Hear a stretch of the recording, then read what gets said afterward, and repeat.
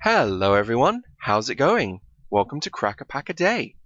Every day, I'm going to open a booster pack of Magic the Gathering cards and evaluate the contents, choosing one of them to take, as if I were taking part in a draft, and this was pack 1, pick 1. Today, we're going to be opening a pack of Battle for Zendikar. Let's open the pack up and take a look at the cards.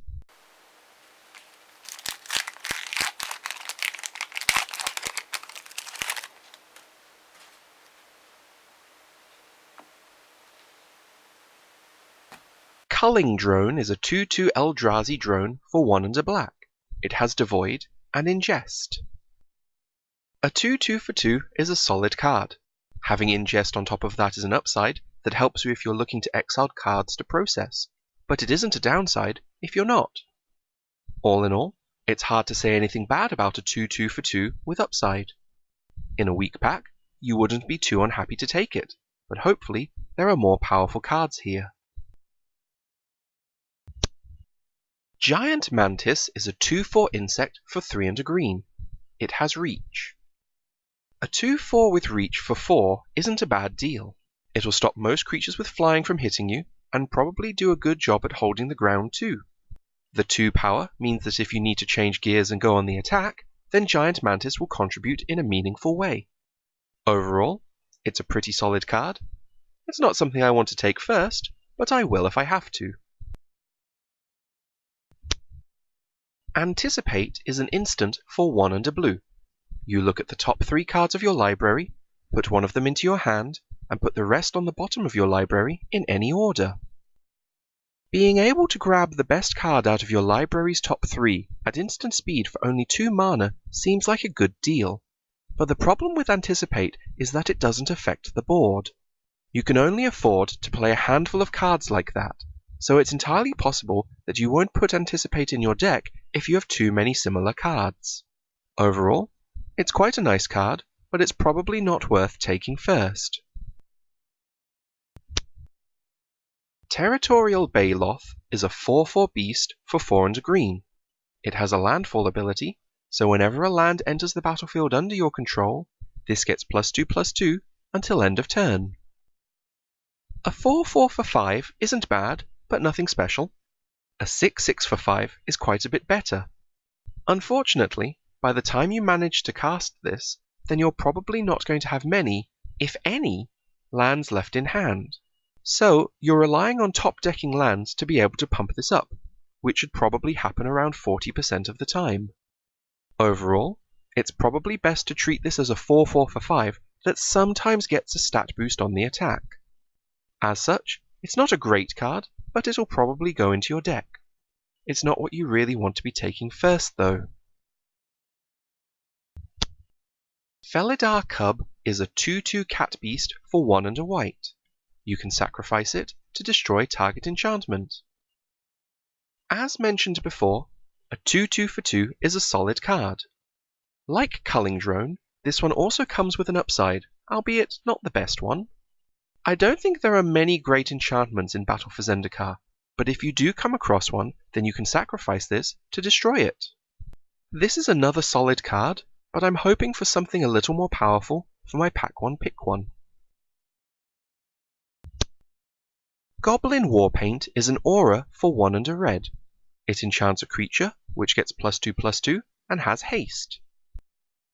As an aura, this suffers from the usual weakness of allowing your opponent to get rid of 2 cards for the price of 1 removal spell. Unfortunately, Goblin War Paint isn't really powerful enough to warrant playing in spite of this weakness. Most of the time, you're either going to play a smaller creature and this in the same turn, or else otherwise lose the advantage of the haste that the card grants. All in all, I feel this is a weak card, and I'm not going to take it. McKinnons Slide Runner is a 2/1 beast for 1 and a red. It has Trample and a landfall ability, so whenever a land enters the battlefield under your control, this gets +1/+1 until end of turn.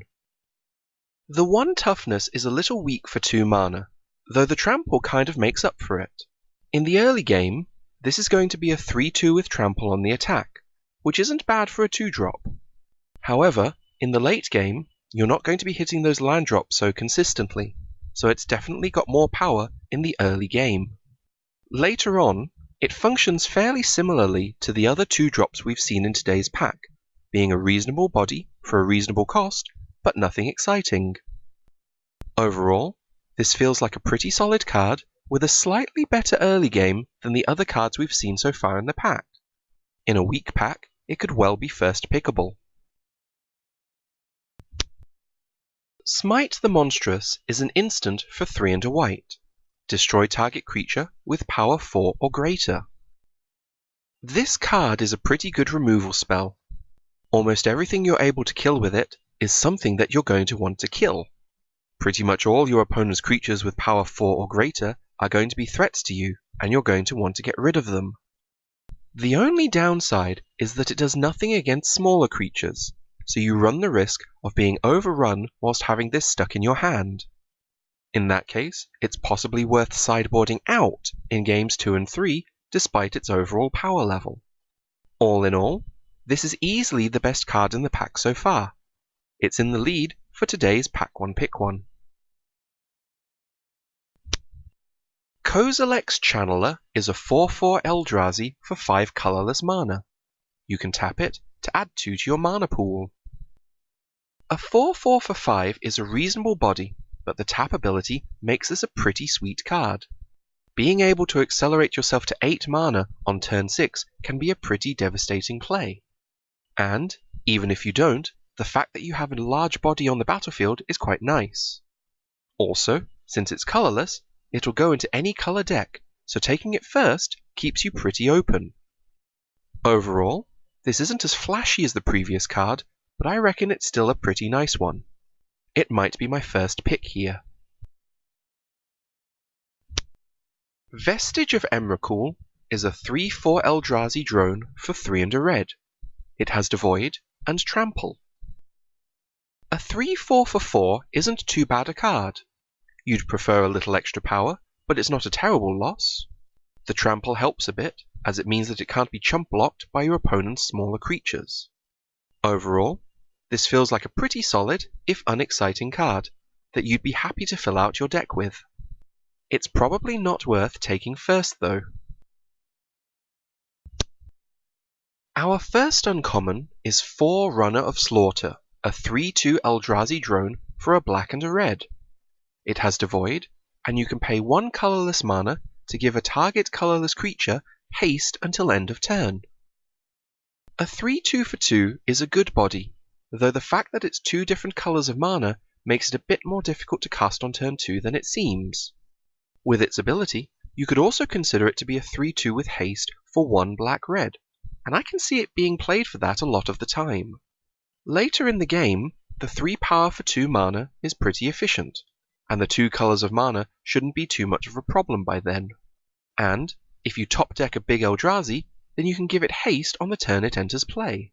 Overall, this seems like a solid card with a lot of potential, though with the problem that you need just the right mana to cast it on turn 2. It's an efficient card, though taking it first commits you somewhat to the black-red color combination. Even so, it's possibly worth considering as a first pick. Breaker of Armies is a 10/8 Eldrazi for 8 colorless mana. All creatures able to block Breaker of Armies do so. 8 mana is a large number. On average, in a 17-land deck, you're going to need to see just under half of your lands to be able to cast it, which will likely take at least 12 turns to do. So, if you take Breaker of Armies, then you're definitely in a ramp deck of some kind, whether that's through traditional green spells or via Eldrazi Scions, because it's just not worth taking without ramp. If you do manage to get up to 8 mana though, this thing is great. 10 power and 8 toughness is a lot. The fact that your opponent must block with all of his or her creatures means that, for the most part, your opponent isn't going to have many creatures left afterwards, and if they can't muster up 8 or more power, then you're still going to have this on your next turn too, making it all the harder for them to recover. Breaker of Armies is one of the payoff cards for a ramp strategy, but I think that you need to make sure that you can ramp up before you start taking big guys like this. It's probably not worth taking first, but it's still a pretty nice card. Moulton Nursery is an enchantment for 2 and a red. It has Devoid, and whenever you cast a colorless spell, this deals 1 damage to target creature or player. Potentially one of the reasons to draft an all, or mostly, colorless deck, Moulton Nursery doesn't actually feel like it does enough to justify being in your deck.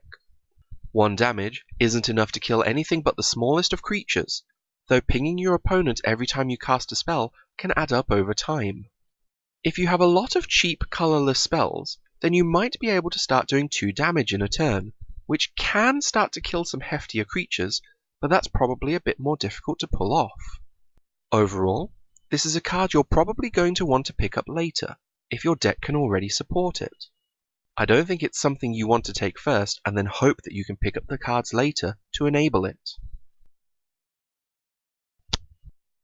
Our rare is Wasteland Strangler, a 3/2 Eldrazi processor for 2 and a black. It has Devoid, and when it enters the battlefield, you may put a card an opponent owns from exile into that player's graveyard. If you do, target creature gets -3/-3 until end of turn. In the worst case scenario, Wasteland Strangler is a 3/2 for 3. That's decent enough, though the toughness is a little on the small side. However, if you manage to exile even a single card of your opponent's, then suddenly this turns into a 2 for 1. Being able to kill something with up to 3 toughness and get your own 3/2 on the table for 3 mana is extremely efficient. Against an ally deck, I can see this being a great way to get back in the game, killing one of their key allies and getting a 3-power blocker to hold the ground for the next turn or 2. Overall, this is an efficient 2 for 1 with minimal setup whose floor isn't all that low. It's definitely in the running for my pick.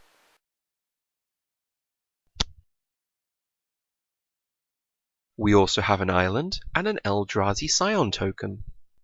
Let's take a quick look at all the cards in our pack. To me, the top 3 cards in this pack are Smite the Monstrous, Kozel EX Channeler, and Wasteland Strangler. The Forerunner of Slaughter gets an honourable mention, but picking a gold card first feels a little too limiting here, considering our other choices. I think my pick today is going to be Wasteland Strangler. Whilst Smite the Monstrous is capable of killing bigger things, the fact that you can get a 2 for 1 off of Wasteland Strangler makes it just that little bit more efficient. Also, it's still a creature that you can cast, even if you don't have any of your opponent's cards in exile, whereas it's entirely possible that Smite will get stranded in your hand if your opponent never plays anything big enough to cast it against. Wasteland Strangler is my pick. And that's about all we've got time for today. If you disagree with my choice, then please let me know in the comments below, on Facebook or on Twitter. Have a good day now.